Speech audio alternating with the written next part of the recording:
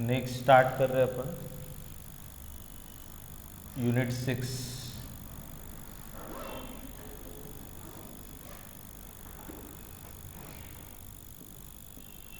Plant physiology.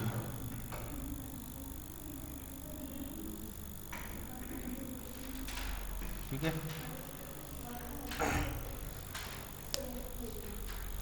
Rahul.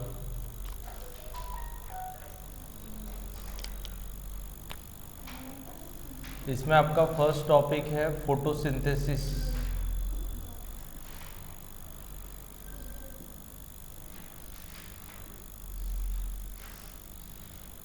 ठीक है, तो फोटोसिंथेसिस का मतलब क्या होता है? ये फर्स्ट एनाबोलिक प्रोसेस है आपका, बराबर। एनाबोलिक क्यों बोला जाता है इसको? क्योंकि इसमें हम ऑर्गेनिक मॉलिक्यूल का सिंथेसिस करते हैं। ठीक है, तो photosynthesis means synthesis of organic molecule, synthesis of organic molecules.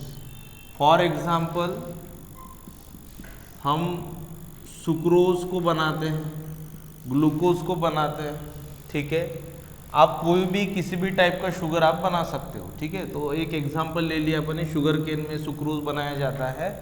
तो synthesis of organic molecule in chlorophyll containing organelles. तो क्लोरोफिल कंटेनिंग ऑर्गेनल्स कौन सा होता है? क्लोरोप्लास्ट, है ना। By using light energy, by using light energy. ठीक है, तो फोटोसिंथेसिस क्या है? फोटोसिंथेसिस मतलब, फोटो का मतलब होता है लाइट। ठीक है, फोटो का मतलब होता है लाइट, और सिंथेसिस का मतलब क्या होता है कि बाय यूजिंग लाइट एनर्जी हम कोई तो भी organic molecule, for example sugar का हम सिंथेसिस कर रहे हैं। ठीक है, तो अगर फोटोसिंथेसिस का अगर अपन सिंपल रिएक्शन देखें तो फोटोसिंथेसिस हमें क्या एक्सप्लेन करता है कि अगर आपके पास में, ठीक है, अगर हम बात करते हैं क्लोरोप्लास्ट की, ठीक है, तो ये आपका क्लोरोप्लास्ट है। कहाँ पे होता है रे क्लोरोप्लास्ट? क्लोरोप्लास्ट कहाँ पे होता है? प्लांट सेल में। ठीक है ना। तो देखो, आपका फोटोसिंथेसिस जो है इसमें 6CO2 और 12 वाटर मॉलिक्यूल को यूज करके, ठीक है, इन प्रेजेंस ऑफ लाइट, आपका जो भी क्लोरोफिल कंटेनिंग मॉलिक्यूल है, क्लोरोफिल कंटेनिंग ऑर्गेनल है, ठीक है, ये लाइट को एब्जॉर्ब करेगा और 6CO2 के कार्बन को कन्वर्ट कर देगा कोई तो भी शुगर में, जैसे C6H12O6। ये क्या है? तो ये आपका ग्लूकोज है। ठीक है ना। तो 6CO2 मतलब 6 कार्बन से हेक्सोज बन सकता है, बराबर। तो हेक्सोज हमारे पास में क्या है? ग्लूकोज है। ठीक है, तो 6C6H12O6, ठीक है, 6H2O प्लस 6 ऑक्सीजन मॉलिक्यूल। ठीक है, ये आपका केमिकल रिएक्शन है किसका? फोटोसिंथेसिस का। ठीक है, तो फोटोसिंथेसिस का ये केमिकल रिएक्शन है आपके पास में, जिसमें 6 कार्बन को यूज करके हमें क्या करना है? उसको ग्लूकोज में कन्वर्ट करना है। ठीक है, ये टोटल कंप्लीट फोटोसिंथेसिस का रिएक्शन है। ठीक है, बट रिएक्शन ऐसे नहीं होती, रिएक्शन को हम 2 फेजेस में स्प्लिट करते हैं। ठीक है, तो फोटोसिंथेसिस जो है ये सबसे पहले आपके प्लांट सेल में होगा। ठीक है, प्लांट सेल में भी मोस्ट इम्पोर्टेंट सेल कौन सा होता है? मीजोफिल से, ठीक है। तो प्लांट सेल में फोटोसिंथेसिस के लिए सबसे एक्टिव सेल होते हैं मीजोफिल से, ठीक है। तो मीजोफिल सेल जो है ये आपके फोटोसिंथेसिस के लिए रिस्पॉन्सिबल होते हैं। इनमें क्लोरोप्लास्ट का क्लोरोफिल का कॉन्सेंट्रेशन या क्लोरोप्लास्ट का कॉन्सेंट्रेशन ज़्यादा रहेगा। तो क्लोरोप्लास्ट ज़्यादा नंबर में रहेंगे तो इसका मतलब क्लोरोफिल भी ज़्यादा नंबर में रहेगा, ठीक है। तो क्लोरोप्लास्ट का नंबर यहाँ पे ज़्यादा होता है आपके मीजोफिल सेल में, इसलिए फोटोसिंथेसिस मोस्ट इफिशिएंटली सबसे ज़्यादा कहाँ पे कैरिड आउट की जाती है, मीजोफिल सेल, ठीक है। अब प्लांट सेल की अगर हम बात करते तो प्लांट सेल में आपके नंबर ऑफ ऑर्गेनल्स होते हैं, ठीक है। जैसे ये आपका न्यूक्लियस हो गया, ठीक है। उसके बाद में ये एंडोप्लाज्मिक रेटिकुलम हो गया, उसके बाद इसके पास गोल्गी कॉम्प्लेक्स भी रहेगा, ठीक है।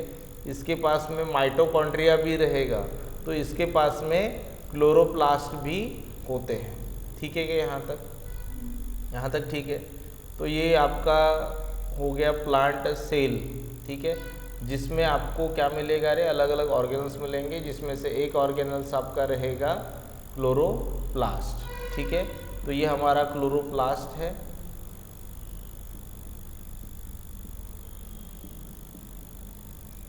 अब क्लोरोप्लास्ट की अगर हम बात करते हैं तो क्लोरोप्लास्ट को अगर आप जूम करके देखोगे तो ये आपको क्लोरोप्लास्ट दिखेगा, ठीक है।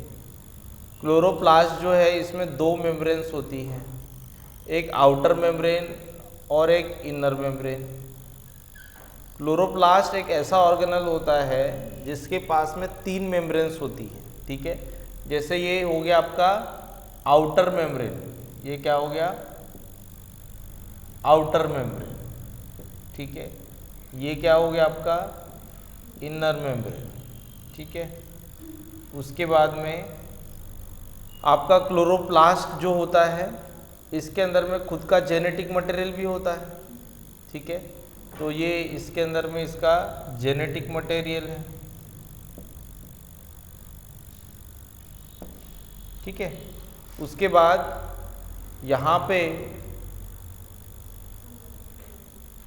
थाइलाकॉइड्स होते हैं जो तीसरी मेम्ब्रेन है, ठीक है। थाइलाकॉइड जो है ये आपका थर्ड मेम्ब्रेन फॉर्म करता है। तो ये आपका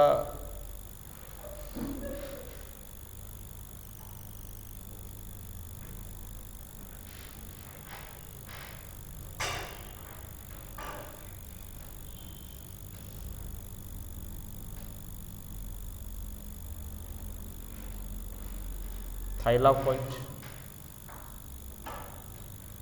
ठीक है। और जो भी बचा हुआ आपका पोर्शन है, ठीक है, जिसमें फ्लूइड होता है, इसको बोला जाता है स्ट्रोमा, ठीक है। तो ये आपका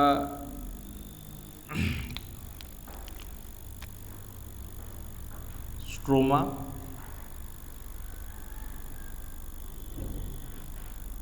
ठीक है। उसके बाद में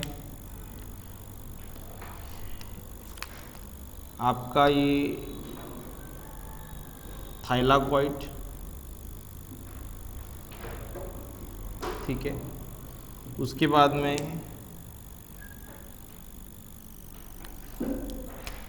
इसकी अगर हम बात करते तो इसको बोला जाता है ग्रैनम, ठीक है।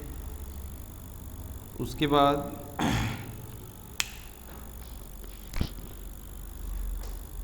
इसको बोला जाता है ग्रैना लैमेली,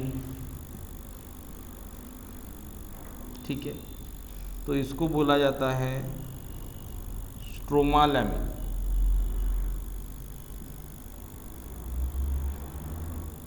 ठीक है। अब देखो ग्रैना लैमेली जो है ये आपका ग्रैनम में प्रेजेंट है, तो स्ट्रोमा लैमेली जो है ये स्ट्रोमा के साथ में इंटरेक्ट कर रहा है, इसलिए इसको स्ट्रोमा लैमेली बोला जाता है, ठीक है। हमारे काम के स्ट्रोमा एंड थाइलाकॉइड है, ठीक है। आपका जो स्ट्रोमा लैमेली होता है इसके पास में होता है फोटोसिस्टम 1, ठीक है, इसके पास में होता है फोटोसिस्टम 1, ठीक है। और ग्राना लैमेली जो होता है इसके पास में होता है फोटोसिस्टम 2, ठीक है। तो ये आपका प्लांट सेल में है क्लोरोप्लास्ट को हमने थोड़ा सा जूम किया, तो क्लोरोप्लास्ट को जूम करने के बाद आपको क्लोरोप्लास्ट का स्ट्रक्चर कुछ ऐसा दिखा, है ना। तो ये आपका क्लोरोप्लास्ट के अंदर में क्या रहेगा, सबसे पहले आउटर मेम्ब्रेन, उसके बाद इनर मेम्ब्रेन, उसके बाद में स्ट्रोमा के अंदर में thylakoid, stacks of thylakoid called as granum, ठीक है। ग्रैनम जो का जो मेम्ब्रेन रहेगा उसको बोलेंगे अपन ग्राना लैमेली, और इसको बोलेंगे अपन स्ट्रोमा लैमेली, जो आपके दो ग्रैनम को क्या करता है, अटैच करता है, ठीक है। चलो यहाँ तक ठीक है क्या, यहाँ तक ठीक है।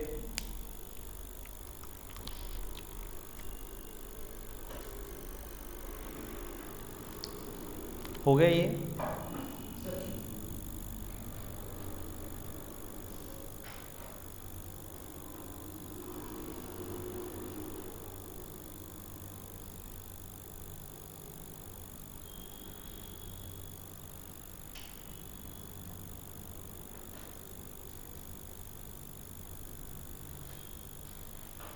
हो गया।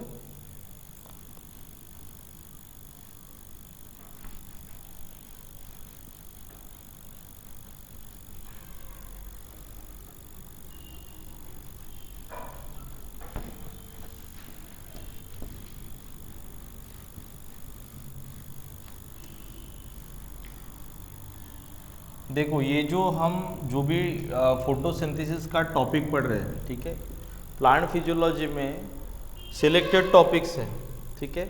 और आपको पता होता है कि ये टॉपिक के ऊपर क्वेश्चन 100% आने वाला है, ठीक है। जैसे फोटोसिंथेसिस में एक क्वेश्चन या दो क्वेश्चंस भी बन सकते हैं, एक क्वेश्चन या फिर दो क्वेश्चन बन सकते हैं, बट मैक्सिमम टाइम दो क्वेश्चन पक्का बनता है, ठीक है। तो फोटोसिंथेसिस टॉपिक बहुत बड़ा है, ठीक है ना, तो इसके ऊपर दो क्वेश्चन बनते हैं। ये अगर आपको अच्छे से समझ में आ गया तो अपना दो क्वेश्चन 25 में से दो क्वेश्चन इसमें अपने पहले ही टॉपिक में क्लियर हो जाते हैं, ठीक है। अब देखो फोटोसिंथेसिस की अपन ने बात की, तो फोटोसिंथेसिस का मतलब क्या बोला है रे, कि फोटो का मतलब बोला है लाइट, है ना, और सिंथेसिस मतलब हमें कुछ तो भी बनाना है, तो क्या बना रहे हैं, ऑर्गेनिक मॉलिक्यूल। कौन सा ऑर्गेनिक मॉलिक्यूल, तो शुगर बनाना है, समझ में आ रहा है ना। तो प्लांट क्या बनाता है, शुगर बनाता है by using light energy, but कैसे, तो हमने एक रिएक्शन लिख दिया था, बट वो कंप्लीट रिएक्शन था, बट वो पूरे फोटोसिंथेसिस को एक्सप्लेन नहीं करता, ठीक है। तो फोटोसिंथेसिस को हमें डिटेल में एक्सप्लेन करना है। तो फोटोसिंथेसिस में सबसे पहले हमने क्या बोला कि फोटोसिंथेसिस कहाँ पे होता है, ऐसे ऑर्गेनल्स में होता है जहाँ पे क्लोरोफिल का कॉन्सेंट्रेशन बहुत ज़्यादा हो, ठीक है। ऐसे ऑर्गेनल्स में होगा जहाँ पे क्लोरोफिल का कॉन्सेंट्रेशन ज़्यादा होगा, और क्लोरोफिल का कॉन्सेंट्रेशन कहाँ पे होता है, क्लोरोप्लास्ट में होता है। तो प्लांट सेल में जो क्लोरोप्लास्ट है इसी में सारा फोटोसिंथेसिस हमें पढ़ना है। प्लांट सेल में जो क्लोरोप्लास्ट है उसी में हमें सारा फोटोसिंथेसिस पढ़ना है। अब देखो आपका जो फोटोसिंथेसिस है इसको हम दो फेजेस में डिवाइड कर देते हैं, ठीक है। कितने फेजेस, दो फेजेस। तो फोटोसिंथेसिस जो है ये दो फेजेस में कैरिड आउट किया जाता है। एक होता है लाइट डिपेंडेंट फेज, एक होता है लाइट डिपेंडेंट फेज, और दूसरा होता है लाइट इंडिपेंडेंट फेज, ठीक है। दूसरा क्या होता है, लाइट इंडिपेंडेंट फेज।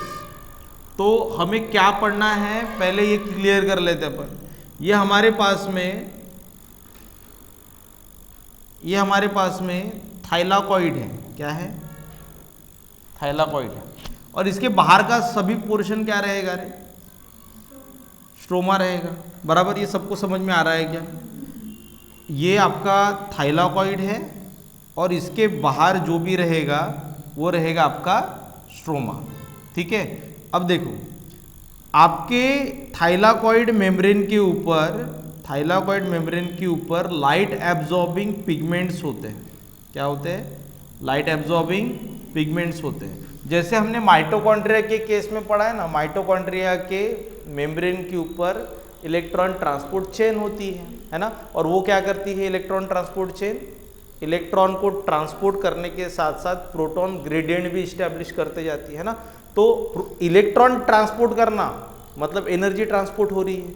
यहाँ पे आपका एनर्जी किस फॉर्म में रहेगा, यहाँ पे भी एनर्जी इलेक्ट्रॉन के फॉर्म में ही रहेगा, बट एनर्जी किससे एब्जॉर्ब कर रहे हैं, लाइट से एब्जॉर्ब कर रहे हैं। वहां पे इलेक्ट्रॉन ट्रांसपोर्ट हो रहा था, बट इलेक्ट्रॉन ट्रांसपोर्ट करने के लिए एनर्जी किससे एब्जॉर्ब की जा रही थी, रिड्यूस्ड कोएंजाइम, उसको हम ऑक्सीडाइज करते थे, है ना। तो वहां पे ऑक्सीडाइजिंग एनर्जी यूज करते थे, यहाँ पे अपन लाइट एनर्जी यूज करेंगे, बस इतना ही डिफरेंस है। अब ये देखो, ये लाइट एब्जॉर्बिंग पिगमेंट क्या करेगा, लाइट को एब्जॉर्ब करेगा। लाइट को एब्जॉर्ब करने के बाद में क्या होगा रे, इलेक्ट्रॉन ट्रांसपोर्टेशन स्टार्ट हो जाएगा। एक कंपोनेंट दूसरे कंपोनेंट को इलेक्ट्रॉन डोनेट करेगा, दूसरा तीसरे को करेगा, तीसरा चौथे को करेगा। समझ में आ रहा है क्या। अब इस केस में क्या होता है, जब भी इलेक्ट्रॉन ट्रांसपोर्टेशन होता है तो स्ट्रोमा में जो H+ रहेगा, थाइलाकॉइड के बाहर क्या है स्ट्रोमा, अपन सारी रिएक्शन कहाँ पे पढ़ रहे हैं, क्लोरोप्लास्ट के अंदर। तो ये लाइट एब्जॉर्ब हुआ, और लाइट एब्जॉर्प्शन के बाद में क्या हुआ, स्ट्रोमा के जो H+ है इसको ट्रांसपोर्ट किया जाएगा कहाँ पे, थाइलाकॉइड ल्यूमेन में। इसको क्या बोलेंगे, थाइलाकॉइड ल्यूमेन, ठीक है क्या। तो ये हमारा थाइलाकॉइड ल्यूमेन है, ठीक है, ये थाइलाकॉइड ल्यूमेन है। अब थाइलाकॉइड के ल्यूमेन में आपको H+ को ट्रांसपोर्ट करना है। तो H+ को जब हम ट्रांसपोर्ट करेंगे तो H+ का कॉन्सेंट्रेशन थाइलाकॉइड के ल्यूमेन में बढ़ना स्टार्ट हो जाएगा। समझ में आ रहा है क्या। तो जैसे माइटोकॉन्ड्रिया के इंटरमेम्ब्रेन स्पेस में हमने क्या किया था, प्रोटॉन ग्रेडियंट को इस्टेब्लिश किया था, है ना। ये माइटोकॉन्ड्रिया था, और माइटोकॉन्ड्रिया के ये इनर मेम्ब्रेन, इंटरमेम्ब्रेन स्पेस। तो यहाँ पे जो आपके कॉम्प्लेक्स थे इलेक्ट्रॉन ट्रांसपोर्ट चेन के, ये क्या करते थे, मैट्रिक्स के H+ को यहाँ पे ट्रांसपोर्ट करते थे, तो H+ का कॉन्सेंट्रेशन बढ़ता था, बराबर। तो प्रोटॉन ग्रेडियंट अभी कहाँ पे इस्टेब्लिश होते जा रहा है, थाइलाकॉइड ल्यूमेन। समझ में आया क्या। अब प्रोटॉन ग्रेडियंट का यहाँ पे इस्टेब्लिशमेंट हो गया। प्रोटॉन ग्रेडियंट को फिर हम यूज करेंगे, कैसे यूज करेंगे, देखो यहाँ पे H+ इंटरमेम्ब्रेन स्पेस में एक्यूमुलेट हो रहा था, हमने क्या किया, यहाँ पे F0 F1 ATPase को रख दिया, है ना। उसको अपन हाइड्रोजन आयन ATPase भी बोलते थे। तो ये क्या करता था, ये जो प्रोटॉन ग्रेडियंट है उसको यूज करता था, किसके लिए यूज करता था, तो अपन बोलेंगे कि वो आपका ATP बनाने के लिए उसको यूज करता था, बराबर। तो ATP बनाने के लिए यूज करता था, तो इससे क्या बनता था, ATP। मतलब इससे एक बात समझ में आई क्या, प्रोटॉन ग्रेडियंट जहाँ पे इस्टेब्लिश हुआ है उसके अपोजिट साइड में ATP बनता है। समझ में आ रहा है क्या। तो H+ अगर यहाँ पे इस्टेब्लिश हुआ है, प्रोटॉन ग्रेडियंट यहाँ पे इस्टेब्लिश हुआ है, तो हम F0 F1 आपका हाइड्रोजन आयन ATPase कहाँ पे रखेंगे, कहाँ पे रखेंगे, ये अपना स्ट्रोमा है ना। और स्ट्रोमा में क्या होगा, अभी H+ को हम यूज करेंगे from the thylakoid lumen and it is converted into ATP। समझ में आया क्या। तो H+ का जो एनर्जी है उसको यूज कर रहे हैं किसके लिए, for the production of ATP। मतलब ATP कहाँ पे बना रहे हैं, स्ट्रोमा में। समझ में आ रहा है सबको। इलेक्ट्रॉन ट्रांसपोर्ट चेन की तरह आपके पास में जो फोटोसिंथेसिस के लिए जो चेन है, ठीक है, ये क्या करता है, लाइट को एब्जॉर्ब करता है, इलेक्ट्रॉन ट्रांसपोर्टेशन करता है, और during electron transportation H+ stroma के H+ ल्यूमेन में आते हैं। उसी H+ को यूज करके हम क्या बनाते हैं, ATP बनाते हैं। कहाँ पे बनाते हैं, स्ट्रोमा में बना रहे। समझ में आ रहा है क्या। तो ATP कहाँ पे बन गया, स्ट्रोमा में। चलो ये सब क्लियर हो गया। हाँ, उसके बाद नेक्स्ट, जब इलेक्ट्रॉन ट्रांसपोर्ट चेन चल रहा होता है तो उसी के साथ साथ आप जो इलेक्ट्रॉन ट्रांसपोर्टेशन कर रहे हो, तो इलेक्ट्रॉन ट्रांसपोर्ट करते हो, तो इलेक्ट्रॉन ट्रांसपोर्ट चेन में लास्ट इलेक्ट्रॉन एक्सेप्टर कौन होता है, माइटोकॉन्ड्रिया में। फाइनल इलेक्ट्रॉन एक्सेप्टर ऑक्सीजन था, है ना। तो half O2 is convert to water, ये हमने पढ़ा है बार बार, है ना। तो यहाँ पे भी कोई ना कोई फाइनल इलेक्ट्रॉन एक्सेप्टर रहेगा। तो यहाँ पे फाइनल इलेक्ट्रॉन एक्सेप्टर होता है आपका NADP, तो it is convert to NADPH। समझ में आ रहा है क्या? तो यहाँ पे क्या बन गया है आपका NADPH। मतलब अभी आप अगर देखोगे तो ये लाइट एनर्जी है, NADPH ATP देखोगे तो ये केमिकल एनर्जी है। मतलब पहले रिएक्शन में, पहले स्टेप में हम क्या करते हैं, पहले तो लाइट एनर्जी को किस में कन्वर्ट कर देते हैं, केमिकल एनर्जी में, ठीक है। क्यों ऐसा कर रहे हैं? क्योंकि अगर आपको शुगर बनाना है तो शुगर बनाने के लिए आपको NADPH और ATP की ज़रूरत पड़ेगी। हम डायरेक्ट लाइट को शुगर बनाने के लिए यूज़ नहीं कर सकते। तो इसलिए फोटोसिंथेसिस में क्या होता है, सबसे पहले light is converted into, light energy is converted to chemical energy, ठीक है। Light energy converted into chemical energy.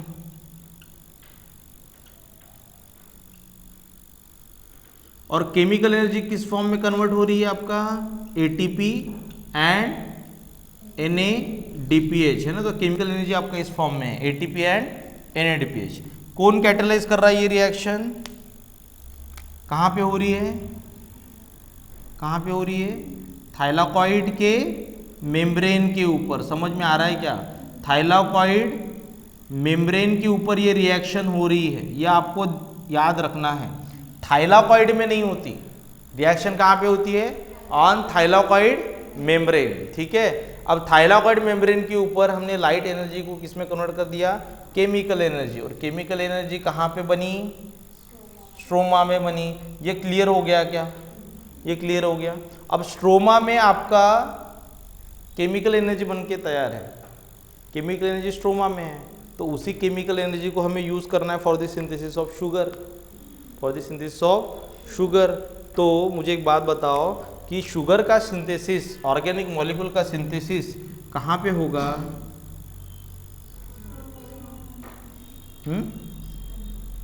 Stroma में, ठीक है। तो organic molecules for example sugar, ठीक है, ये कहाँ पे होगा रे, स्ट्रोमा में। तो बाय यूजिंग CO2, ठीक है, बाय यूजिंग एटमॉस्फेरिक CO2, हम बोलते हैं ना CO2 फिक्सेशन करना है ना। तो CO2 को फिक्स करेंगे by using this chemical energy, और फाइनली आपका ऑर्गेनिक मॉलिक्यूल बन जाएगा। तो आप यहाँ पे शुगर का एग्जांपल ले सकते हो, जैसे रिएक्शन में हमने ग्लूकोज लिया था, ठीक है। इससे अलग अलग शुगर बना सकते अपन, वो अपन नेक्स्ट बाद में पढ़ेंगे, ठीक है। तो कैसे अलग अलग शुगर बनते हैं, ठीक है, तो वो बाद में पढ़ेंगे। फिलहाल में हमने रिएक्शन लिखा था ग्लूकोज का, तो हमारा ग्लूकोज बनाने के लिए हमें क्या करना पड़ेगा, 6CO2 को फिक्स करना पड़ेगा। समझ में आया है क्या? तो फोटोसिंथेसिस में क्या होता है, पहले तो लाइट एनर्जी को हम केमिकल एनर्जी में कन्वर्ट करते हैं, और उसी केमिकल एनर्जी को यूज़ करते हैं किसके लिए, for the synthesis of organic molecule और शुगर, ठीक है। यहाँ तक ये समझ में आया फोटोसिंथेसिस कैसे होता है। चलो, ये अगर बेसिक समझ में आया होगा तो देखो क्वेश्चन 4 मार्क के लिए कहाँ पे बनता है, एक क्वेश्चन बनेगा यहाँ पे, ठीक है, कहाँ पे, यहाँ पे लाइट एनर्जी केमिकल एनर्जी में कैसे कन्वर्ट होता है, और दूसरा क्वेश्चन बनता है यहाँ पे कि CO2 फिक्स कैसे होता है, ठीक है। तो हमें यही रिएक्शन को डिटेल में पढ़ना है, ठीक है। तो अभी हम क्या पढ़ेंगे, लाइट एनर्जी आपका केमिकल एनर्जी में कैसे कन्वर्ट होता है, ठीक है कि यहाँ तक, ठीक है। अब फोटोसिंथेसिस में हमने 2 फेजेस पढ़े, कौन से फेजेस है, एक लाइट डिपेंडेंट है और दूसरा कौन सा है रे, लाइट इंडिपेंडेंट है। तो हमें सबसे पहले पढ़ना है लाइट डिपेंडेंट। आपके हिसाब से इसमें से लाइट डिपेंडेंट कौन सा है, फर्स्ट वाला, light energy is converted to chemical energy. और लाइट इंडिपेंडेंट फेज कौन सा है, जिसमें केमिकल एनर्जी को हम ऑर्गेनिक मॉलिक्यूल बनाने के लिए यूज करेंगे। समझ में आ रहा है क्या?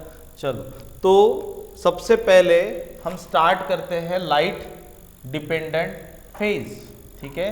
तो हमारा लाइट डिपेंडेंट फेज जो है इसमें दो सब फेजेस होते हैं। एक होता है एनर्जी एब्जॉर्प्शन, ठीक है, एनर्जी एब्जॉर्प्शन, और दूसरा होता है एनर्जी ट्रांसडक्शन,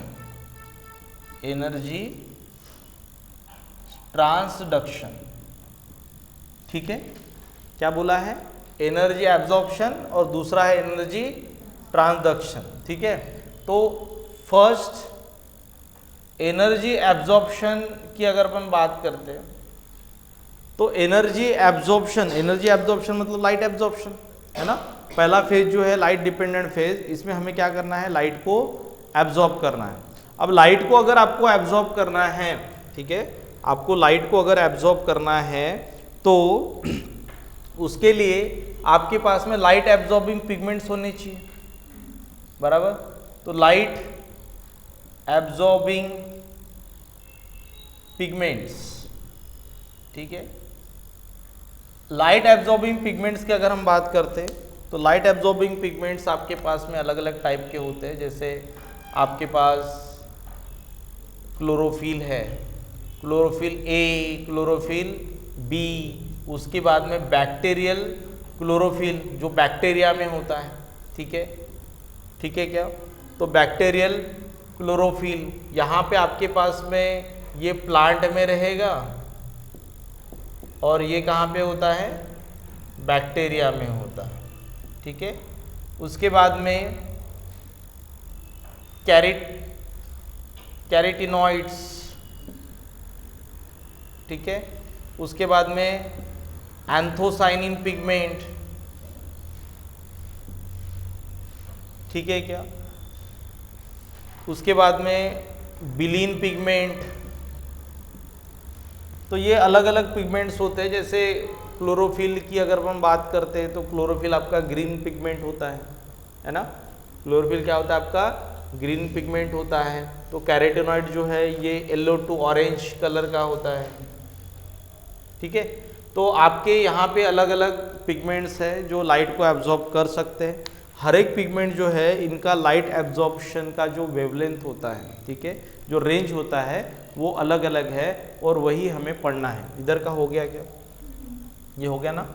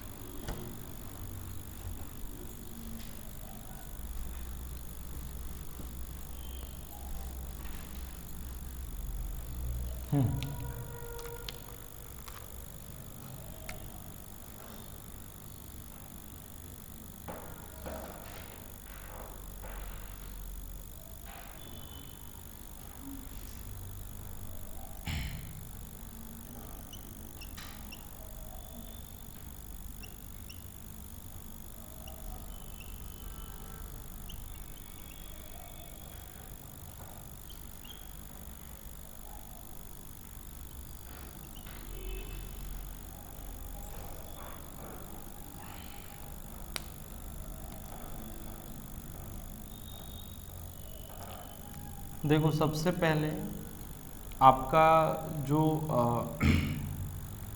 पिगमेंट मॉलिक्यूल है, हर एक पिगमेंट मॉलिक्यूल का अगर एब्जॉर्प्शन देखें अपन तो कोई बहुत ज़्यादा इंटेंसिटी में लाइट को एब्जॉर्ब करता है, ठीक है, अमाउंट ऑफ लाइट बहुत ज़्यादा एब्जॉर्ब करता है। कोई आपका यूवी रीजन में एब्जॉर्ब करेगा तो कोई आपका फार रेड रीजन में एब्जॉर्ब करेगा, ठीक है, कोई विजिबल रीजन में शो करेगा, तो कोई स्पेसिफिक रीजन में ही आपका एब्जॉर्प्शन शो करता है, ठीक है। ये जितने भी मैंने लिखे हैं सभी जो है आपको याद रहेंगे, ठीक है। और जिस तरीके से मैं यहाँ पे निकाल रहा हूँ उसको एक बार देख लो, ठीक है, उसके बाद में घर में एक बार प्रैक्टिस करना तो वो आपको याद हो जाएगा, ठीक है। ये ग्राफ 4 मार्क के लिए पूछ सकते हैं, ठीक है। देखो सबसे पहला हमें निकालना है बैक्टीरियल क्लोरोफिल। बैक्टीरियल क्लोरोफिल जो है ये विजिबल रीजन में लाइट एब्जॉर्प्शन शो नहीं करता, तो विजिबल रेंज क्या कंसीडर करना है? 400 to 700, ठीक है। अब देखो आपका बैक्टीरियल क्लोरोफिल की अगर अपन बात करते हैं तो बैक्टीरियल क्लोरोफिल जो है ये आपका शो करता है यूवी रीजन में। यूवी रीजन क्यों बोला गया है? ये 400 मतलब स्टार्ट कहाँ से होता है रे? विबग्योर, मतलब वी से स्टार्ट होगा और आर पे खत्म हो जाएगा। समझ में आया ना? तो वॉयलेट के पहले क्या रहेगा? अल्ट्रा वॉयलेट, है ना? तो 400 के पहले अगर पीक दिख रहा है मतलब वो यूवी रीजन में एब्जॉर्प्शन शो कर रहा है, बराबर। तो ये आपका यूवी रीजन में एब्जॉर्प्शन शो करेगा और उसके बाद में 700 के बाद मतलब ये फार रेड, रेड के बाद में क्या रहेगा? फार रेड, ठीक है। तो ये कौन से रीजन में एब्जॉर्प्शन शो कर रहा है? यूवी एंड फार रेड, ठीक है। समझ में आया कि ये बैक्टीरियल क्लोरोफिल, समझ में आया? उसके बाद नेक्स्ट क्लोरोफिल की बात करते हैं। क्लोरोफिल कौन सा? क्लोरोफिल ए, ठीक है। क्लोरोफिल ए की जब बात करते हैं तो ये ब्लू रीजन, कौन सा रीजन? Blue reason. और उसके बाद में आपका 700 के पास, ठीक है क्या? मतलब कौन सा रीजन हो गया ये? ब्लू, और 700 के पास वाला मतलब रेड। समझ में आया? तो ये हो गया किसका? क्लोरोफिल ए का, ठीक है। अब देखो क्लोरोफिल बी का कैसे याद रखना। हम क्या कर रहे? अंदर अंदर जा रहे हैं, ठीक है। क्लोरोफिल बी का ये रहेगा, ये इससे भी ज़्यादा एब्जॉर्प्शन शो करता है बट इसके बाद एब्जॉर्प्शन शो करेगा, ठीक है। ये पीक हो गया किसका? क्लोरोफिल बी का, ठीक है क्या? तीनों भी इजी है। बैक्टीरियल क्लोरोफिल से स्टार्ट करेंगे, यूवी, उसके बाद में फार रेड, उसके बाद ब्लू रीजन, रेड रीजन। तो क्लोरोफिल ए किस में शो करता है? Blue region, red region. उसके बाद में क्लोरोफिल बी आपका ब्लू रीजन में बट थोड़ा सा हायर वेवलेंथ, रेड रीजन में बट थोड़ा सा लोअर वेवलेंथ, ठीक है कि यहाँ तक। उसके बाद में नेक्स्ट है आपके पास बीटा कैरोटीन, ठीक है। बीटा कैरोटीन,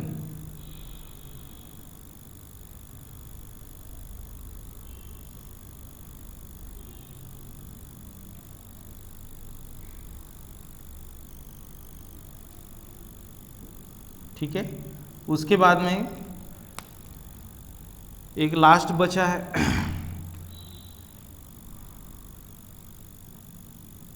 ये है फाइको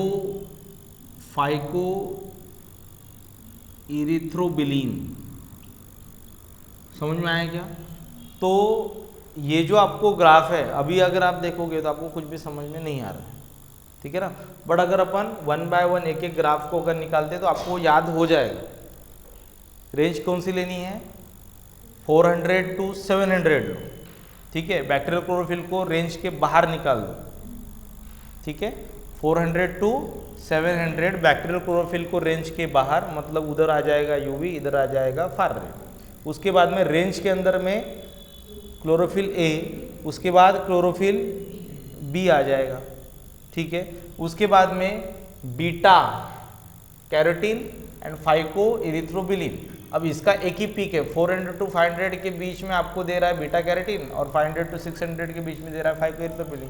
तो उसको अल्फ़ाबेटिकली याद रखना है, बी बीटा कैरोटीन पहले और उसके बाद में फाइको इरिथ्रोबिलीन। समझ में आया क्या? चलो याद रहेगा। तो ये जो ग्राफ है ये 4 मार्क के लिए पूछ सकते हैं। अब ये पूरा का पूरा ग्राफ नहीं पूछेंगे, पूरा का पूरा ग्राफ नहीं पूछेंगे, 2 या 3 ग्राफ्स रहेंगे और आपको सिर्फ ए ग्राफ किसका है, बी ग्राफ किसका है, सी ग्राफ किसका है, वो सिर्फ लिंक लगाना। समझ में आया क्या? ठीक है, याद रहेगा। चलो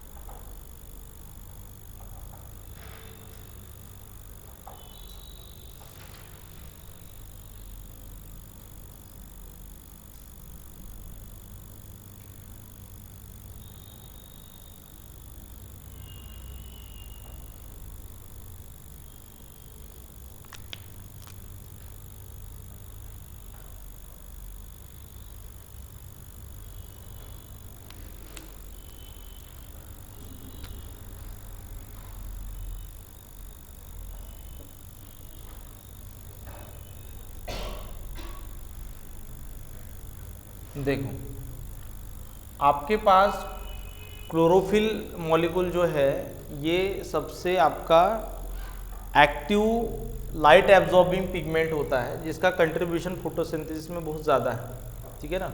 तो क्लोरोफिल मॉलिक्यूल जो रहेगा ये दो रीजन में एब्जॉर्प्शन शो कर रहा है, एक ब्लू और दूसरा कौन सा, रेड, ठीक है ना।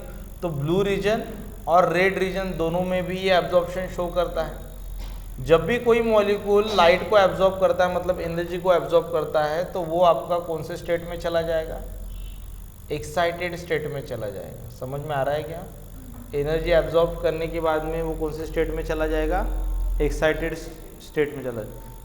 शायद पहली बटन दाब कर,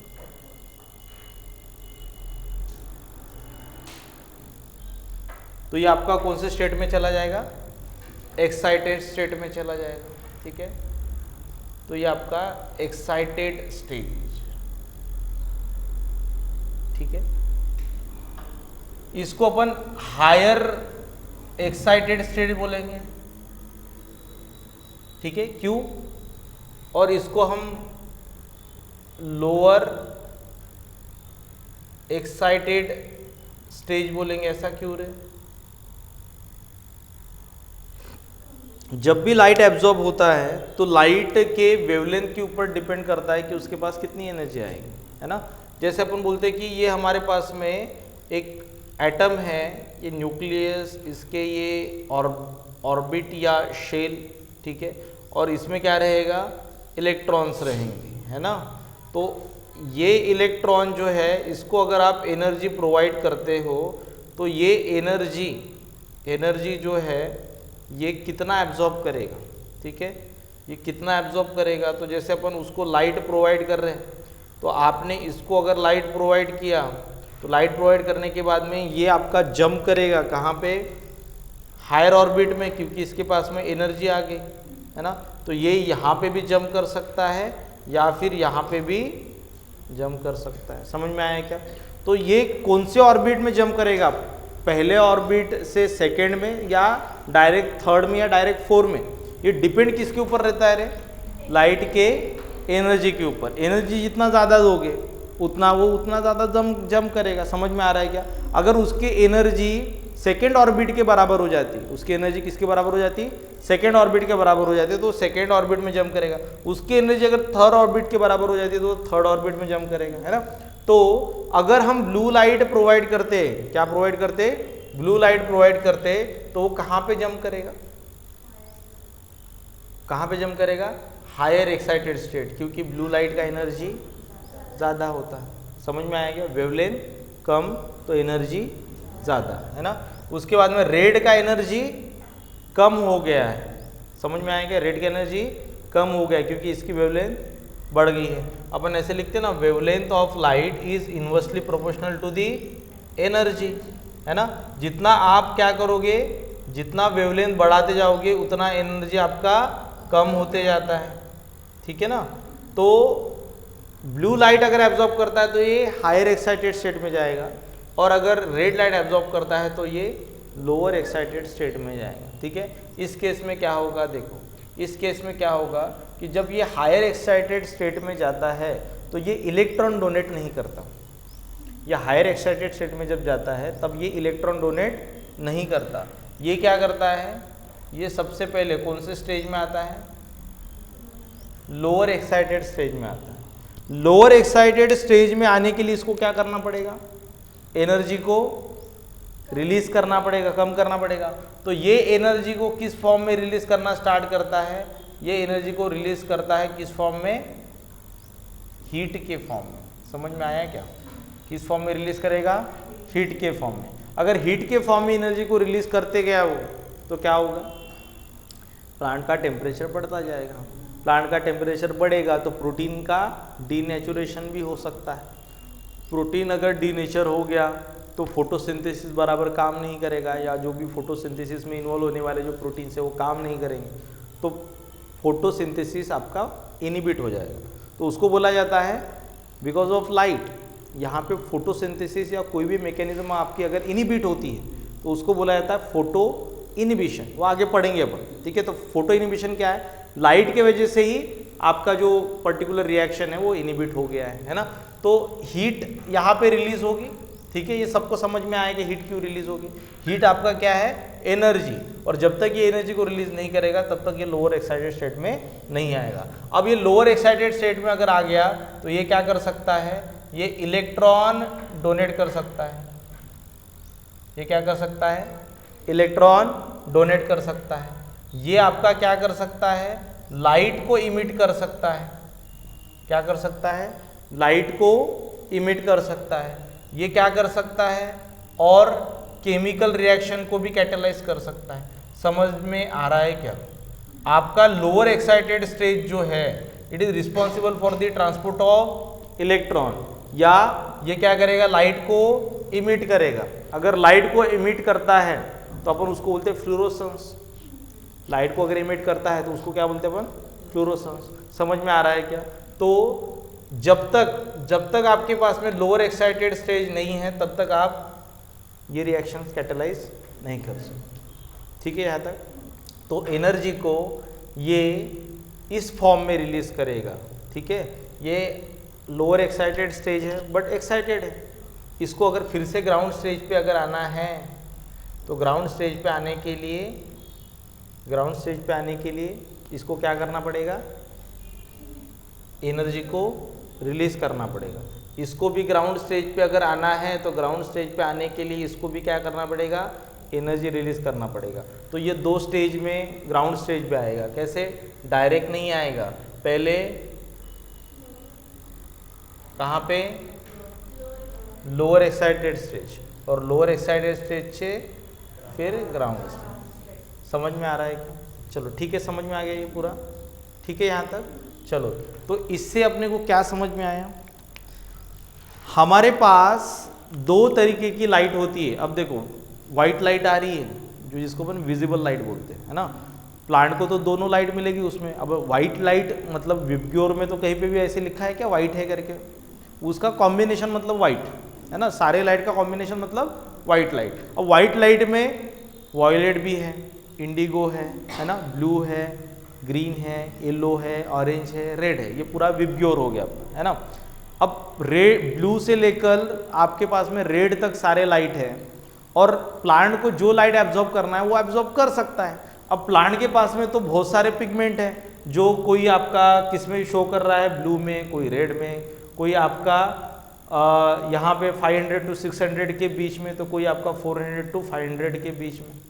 समझ में आ रहा है कि आपको? अब लाइट के पास में क्लोरोफिल है, क्लोरोफिल किस रीजन में लाइट एब्जॉर्प्शन शो कर रहा है, ब्लू एंड रेड। मतलब वो उसके पास में चॉइस है, वो ब्लू लाइट दो तो ब्लू लाइट पे भी एब्जॉर्प्शन शो कर रहा है, और रेड लाइट दो तो रेड लाइट पे भी एब्जॉर्प्शन शो कर रहा है। समझ में आ रहा है क्या? तो ब्लू हो या रेड हो, ब्लू हो या फिर रेड हो, दोनों लाइट को ये एब्जॉर्ब कर सकता है। बट प्लांट मोस्ट इफिशिएंटली किस लाइट के ऊपर फोटोसिंथेसिस करेगा, किस लाइट के ऊपर फोटोसिंथेसिस करेगा? आपके हिसाब से किस लाइट जो है, किस लाइट को प्लांट ने सबसे ज़्यादा यूज़ करना चाहिए, किसको यूज़ करना चाहिए?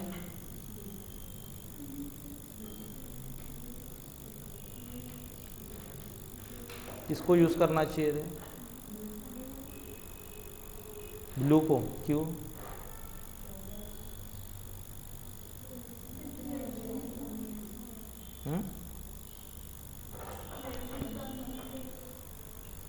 देखो अगर ब्लू लाइट को इसने एब्जॉर्ब किया, ठीक है, ब्लू लाइट को एब्जॉर्ब किया तो कौन से स्टेज में जाएगा, एक्साइटेड स्टेज में जाएगा।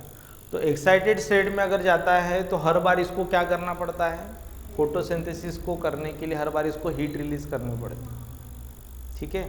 और अगर हीट रिलीज हुआ तो मैंने बताया आपको फोटोसिंथेसिस आपका इनहिबिट हो जाए, है ना। तो आपका हीट यहाँ पे रिलीज हो रहा है जिसके वजह से आपका फोटोसिंथेसिस इनहिबिट हो सकता है, टेम्परेचर प्लांट का बढ़ सकता है। इसलिए प्लांट क्या करता है, सिलेक्टिवली किसको सिलेक्ट करता है, आपका रेड को। तो सबसे ज़्यादा एब्जॉर्प्शन, सबसे ज़्यादा कौन सी लाइट को एब्जॉर्ब करता है, वो रेड लाइट को एब्जॉर्ब करता है। समझ में आया क्या? तो रेड लाइट को सबसे ज़्यादा एब्जॉर्ब करेगा, क्यों? क्योंकि इस केस में because of low energy of red light यहाँ पे ये लोअर एक्साइटेड स्टेट तक ही पहुँच सकता है। लोअर एक्साइटेड स्टेट पे आपका जंप करने के बाद में ये फिर डायरेक्ट क्या करेगा, इलेक्ट्रॉन को डोनेट करेगा या फिर लाइट को इमिट करेगा। ठीक है, तो इस केस में फोटो इनिबिशन वाला कंडीशन आपको देखने को नहीं मिलता। यहाँ तक ठीक है क्या? यहाँ तक ठीक है, ये हो गया।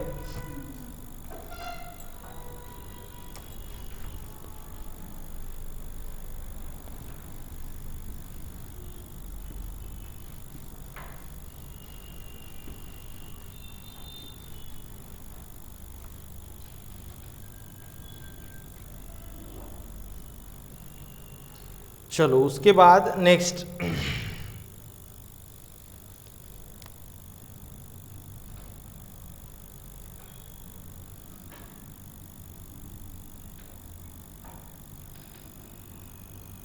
लाइट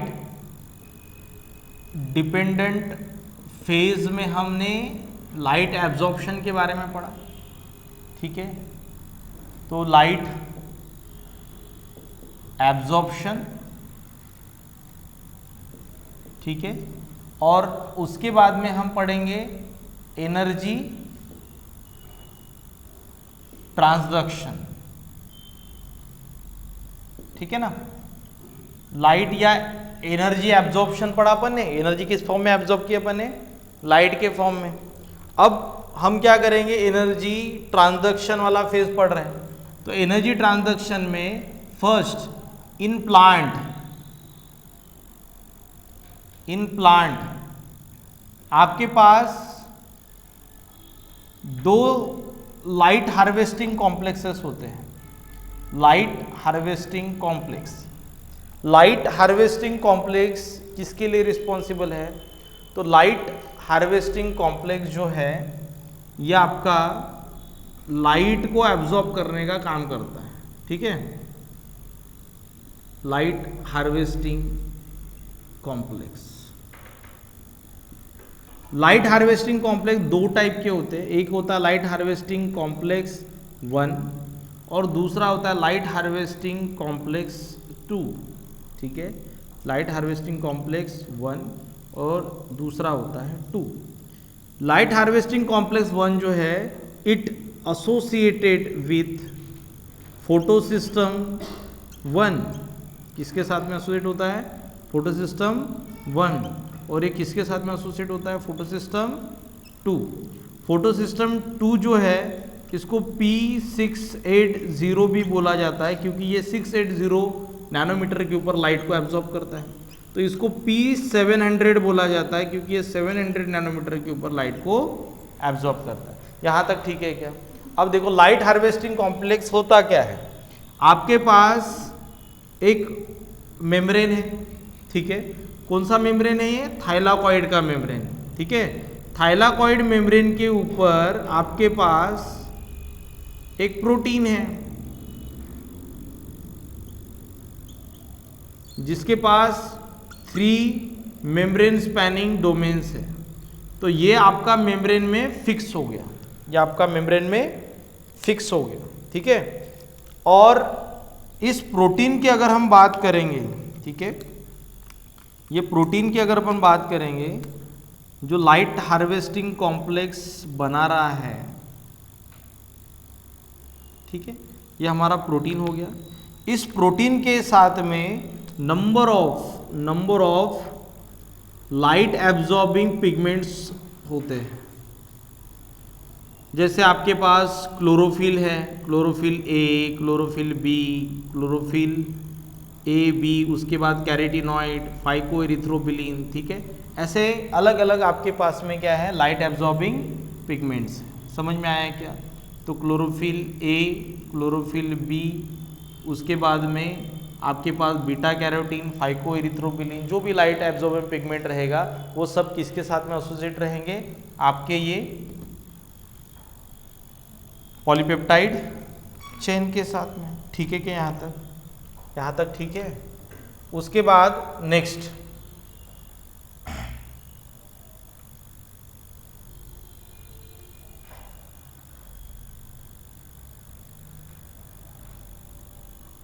आपका ये दूसरा लाइट एब्जॉर्बिंग पिगमेंट के साथ में ये आपके प्रोटीन्स हैं। ठीक है, तो ये हो गया आपका दूसरा लाइट हार्वेस्टिंग कॉम्प्लेक्स।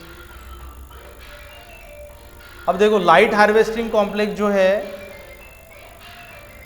ये light harvesting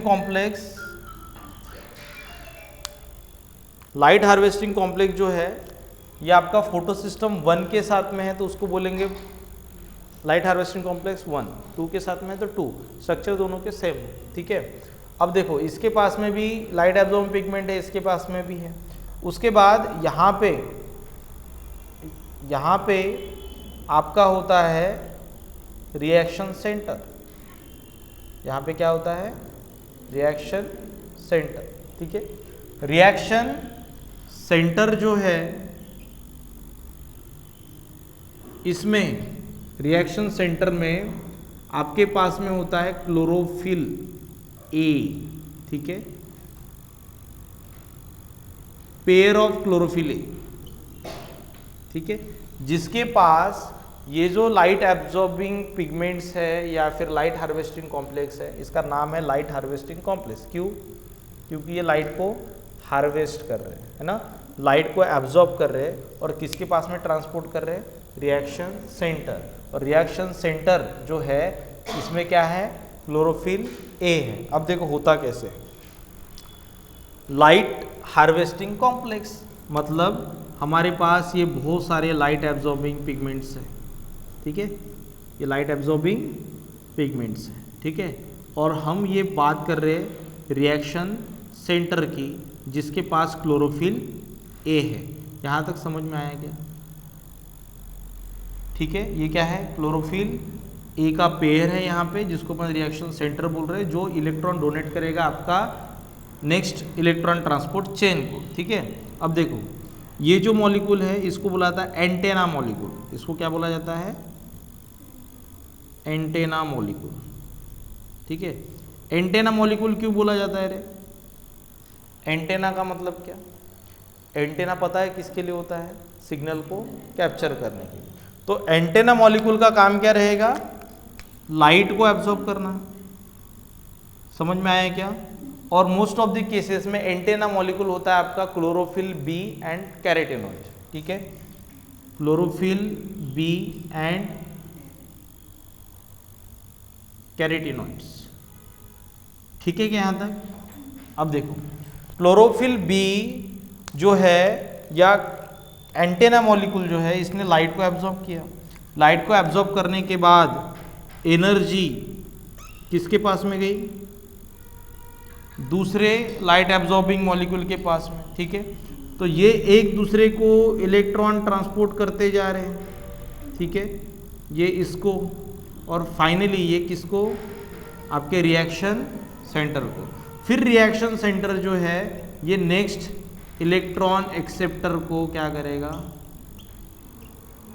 next electron acceptor को इलेक्ट्रॉन डोनेट करेगा, ठीक है। तो इसलिए सबसे इंपॉर्टेंट हमारे पास में क्या है? क्लोरोफिल ए। तो क्लोरोफिल ए जो है इसको बोला जाता है प्राइमरी लाइट एब्जॉर्बिंग पिगमेंट, और बाकी के जो बचे हुए हैं वो क्या क्या रहेंगे? सेकेंडरी, जिसको अपन एसेसरी मतलब जो हेल्प करने वाले हैं, ठीक है, एसेसरी पिगमेंट भी बोलते हैं। यहाँ तक ठीक है क्या? अब चलो इतना समझ में आया, रिएक्शन सेंटर क्या होता है ये समझ में आया क्या? लाइट हार्वेस्टिंग कॉम्प्लेक्स क्या होता है ये समझ में आ गया अपने को। अब हमें क्या करना है? इसके आगे का पढ़ना है हमें। इसके अंदर में फोटो सिस्टम 1 को रखा तो उसको बोलेंगे लाइट हार्वेस्टिंग कॉम्प्लेक्स 1, 2 को रखा तो लाइट हार्वेस्टिंग कॉम्प्लेक्स 2। ये हमें लाइट एब्जॉर्ब करके रिएक्शन सेंटर के पास में लाइट का एनर्जी प्रोवाइड करेंगे, ट्रांसपोर्ट करेंगे, और फिर आपका रिएक्शन सेंटर जो है ये पहले इलेक्ट्रॉन एक्सेप्टर को क्या करेगा? इलेक्ट्रॉन डोनेट करेगा, ठीक है। तो अभी हमें पढ़ना है यहाँ से कि इलेक्ट्रॉन एक्सेप्टर क्या है। यहाँ तक ठीक है?